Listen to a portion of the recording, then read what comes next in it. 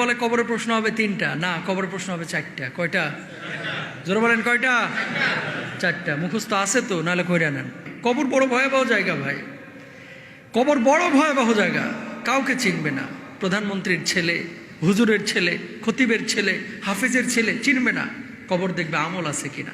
সুবহানাল্লাহ বলেন। সুতরাং আমল নিয়ে কবরে যাইতে হবে ভাই, কাউকে চিনবে না।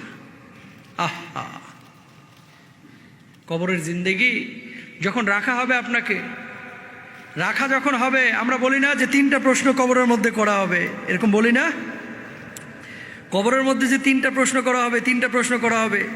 কবরের মধ্যে 3টা প্রশ্নের কথা যখনই আলোচনায় আসে, কয় হুজুর আরবি তো পারি না, প্রশ্নের জবাব দিব কিভাবে? আসলেও তো আরবি পারেন না। আরবি ভাষা কি আপনি পারেন? পারেন না।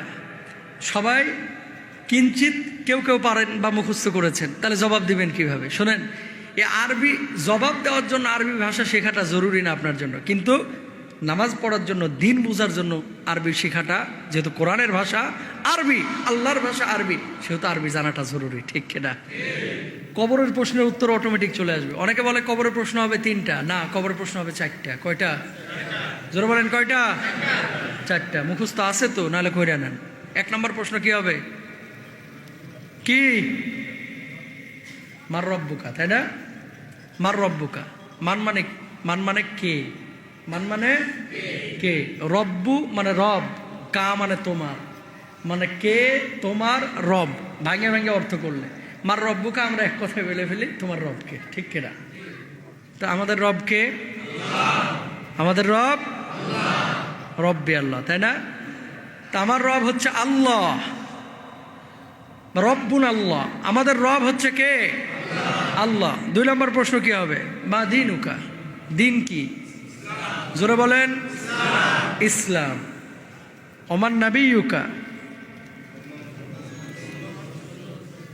নবীকে মুহাম্মদ রাসূলুল্লাহ সাল্লাল্লাহু আলাইহি ওয়াসাল্লাম অথবা আল্লাহর নবী সাল্লাল্লাহু আলাইহি ওয়াসাল্লামকে সামনে পেশ করা হবে।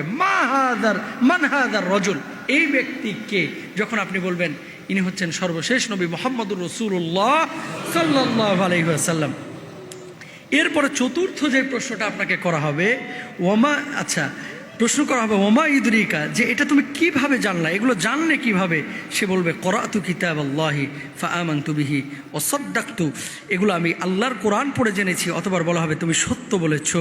আর যখন এই ঘোষণা হয়ে যাবে, ইয়া আইয়্যাতুহান নাফসুল মুতমাইন্না ইরজিই ইলা রাব্বিকি রাদিয়াতাম মারদিয়্যা ফাদখুলি ফি ইবাদি ওয়াদখুলি জান্নাতি।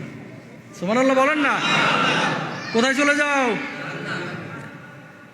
জান্নাতে চলে যাও। যখন রূহটা কবজ হবে না, এভাবে সম্বোধনও করা হবে। তো কবরের প্রশ্ন হবে 4টা, তোমার রবকে, তোমার দিন কি, তারপরে তোমার নবীকে বা এই ব্যক্তিকে। চতুর্থ প্রশ্ন হবে এগুলো জানলা কোত্থেকে? তাহলে প্রশ্ন কয়টা বলছিলাম? 4টা।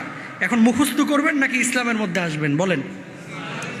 ইসলামের মধ্যে আসবেন। এই তো মাশাআল্লাহ, এটা মুখস্থ করে কোনো কাজ হবে না, বরং ইসলামের মধ্যে আসতে হবে। ইসলামের মধ্যে যখন আসবেন, তখন অটোমেটিক আল্লাহ সুবহানাহু ওয়া তাআলা জবান খুলে দেবেন।